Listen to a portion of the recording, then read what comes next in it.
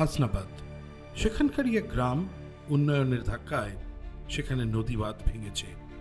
চোখের জলের সঙ্গে মিশে গিয়েছে বানের জল ফি বছর। সরকার বদলেছে, মেহনতি মানুষের সরকার এখন মা মাটি মানুষের সরকার হয়েছে।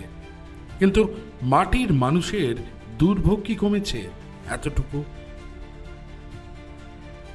হাসনাবাদ ব্লকের আংনাড়া গ্রাম, ইছামতি নদীর ধারেই এই গ্রামের মানুষের বসবাস। ইটের রাস্তায় ফাটল। ইছামতি তার আপন খেয়ালে কখনো শান্ত, আবার কখনো ফুঁসে উঠেছে। সেই প্রাকৃতিক বিপর্যয়কে উপেক্ষা করেই ওই মানুষগুলোর দিন গুজরান। অসহায়তা ছাড়া কিছুই চোখে পড়ে না। রাস্তার ধারেই বিষণ্ণ মুখে বসে থাকেন সাধারণ মানুষ। অবিরাম বর্ষণ, সঙ্গে ইছামতি নদীর চোখ রাঙানি, রাতে চোখের পলক, বিনিদ্র রজনী যাপন, এমনটাই।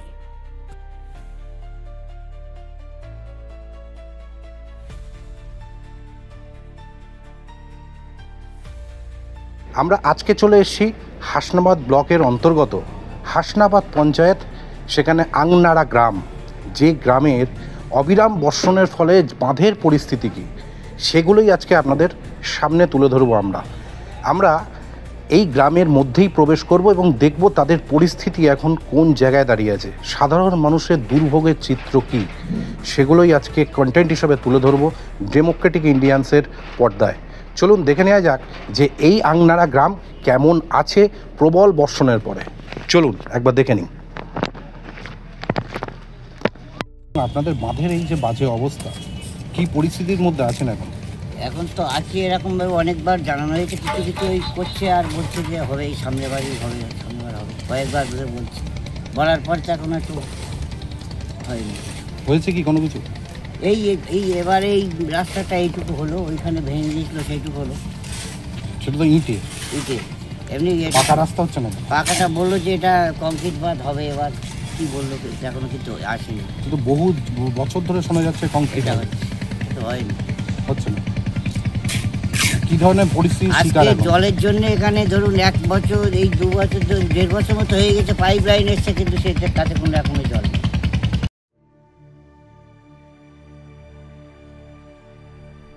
প্রায় 1 মাস ধরে চলা অবিরাম বর্ষণে ইতিমধ্যেই বাঁধ ধসে গিয়েছে অনেকটাই।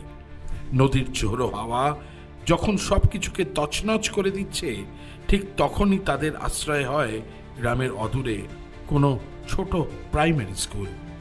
উন্নয়নের বাংলায় আংনাড়া গ্রামের এমন দৃশ্যে শিউরে উঠতে হয় বইকি। চোখের পাতা এক না করতে পারা সাধারণ মানুষ জানান, রাতের বেলায় ঘুম আসে না তাদের, খুব সজাগ থাকতে হয়। যে কোনো মুহূর্তে নদীর জল বাঁধ টপকিয়ে ছাড়খাড় করে দেবে জীবন। বাঁচার আশায় ভুলে যেতে হয়।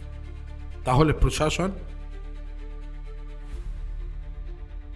হাসনাবাদ গ্রাম পঞ্চায়েতে যতটুকু কোঠান মাঠ বরাদ্দ হয় ততটুকুই আমাদেরকে দেওয়া হয়। তাছাড়া আমাদের পঞ্চায়েতে কোনো কিছু উন্নয়নমূলক কাজ হয় না। এখানে হাসনাবাদ পঞ্চায়েত বিজেপির এবং 3টে ব্লক মেম্বার বিজেপির।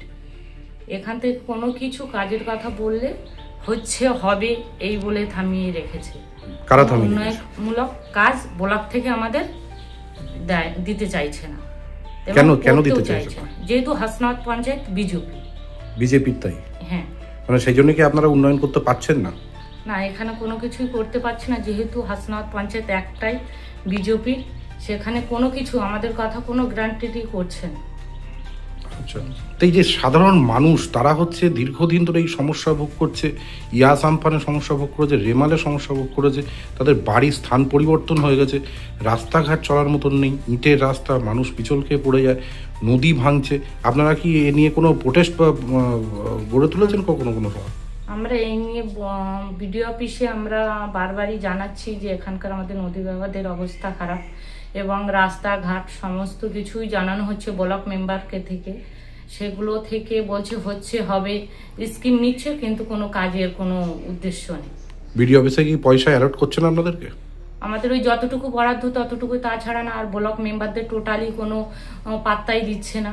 বরাদ্দ হচ্ছে কিন্তু ওনাদের কোনো কাজ দেওয়া হচ্ছে না। কেন এটা হচ্ছে কেন? ওটা ব্লক থেকেই সবকিছু কারসাজি করছে। কিসের জন্য কারসাজি করছে বলে? যেহেতু বিজেপির মেম্বার, মানে বিজেপির পরিচালিত পঞ্চায়েত বলে কি এটা হচ্ছে সমস্যা? হ্যাঁ অবশ্যই, এটা বিজেপি পরিচালিত পঞ্চায়েত বলে এই সমস্যাগুলো দেখা দিচ্ছে। যাতে বিজেপিতে কেউ না মানে আসে উদ্যোগ নিয়ে, কেউ না যেন বিজেপির পাশে এসে দাঁড়ায়, তার জন্য এই পরিস্থিতিগুলো চলছে। মানে অ্যালাউট হচ্ছে না এই গ্রামটা, আগনাড়া গ্রামের জন্য টাকা? আগনাড়া হাসনাবাদ টোটাল পঞ্চায়েতের জন্য কোনো উন্নয়নমূলক কাজ হচ্ছে না, অ্যালাইনমেন্টও হচ্ছে না, প্লাস উন্নয়নমূলকও কাজ হচ্ছে না। গ্রামের প্রধানের সঙ্গে যোগাযোগ করেছিল ডেমোক্রেটিক ইন্ডিয়ান্স। তাদের অভিযোগ আরো মারাত্মক। শুধুমাত্র বিরোধী রাজনীতি করার কারণে গোটা গ্রামের উন্নয়ন থমকে রয়েছে। তারা বলছেন হাসনাবাদ ব্লক বিজেপি পরিচালিত অঞ্চল, এই পঞ্চায়েতটা বিজেপিরই দখলে, তাই কোনো রকম উন্নয়নের কাজে আমাদের হাতে সেভাবে টাকা আসে না।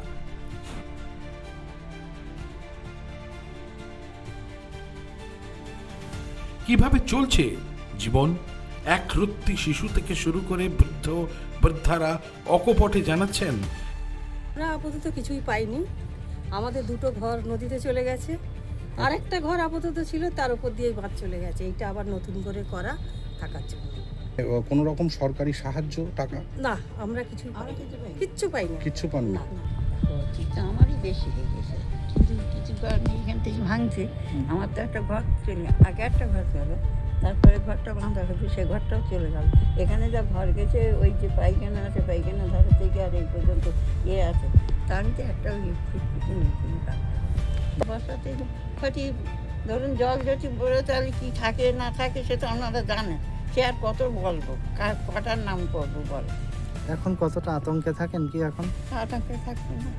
নদীর ধারে বলে কি আতঙ্কটা বেশি লাগে? আতঙ্ক তো বেশি লাগে। নদীর ধারে কখন ভাঙছে, কখন জল উঠছে, কি তার ঠিক নেই। সেবার জল উঠে তো আমার সবই ক্ষতি হয়ে গেল, কিছু বার করতে পারিনি আমি। তার এই যে কদিন ধরে টানা অবিরাম বর্ষা হচ্ছে, বৃষ্টি হচ্ছে, এতে করে আপনারা কতটা আতঙ্কিত? নদী বাঁধ নিয়ে এমাত্র বাঁধ নিয়ে তো আতঙ্ক বেশি থাকবো।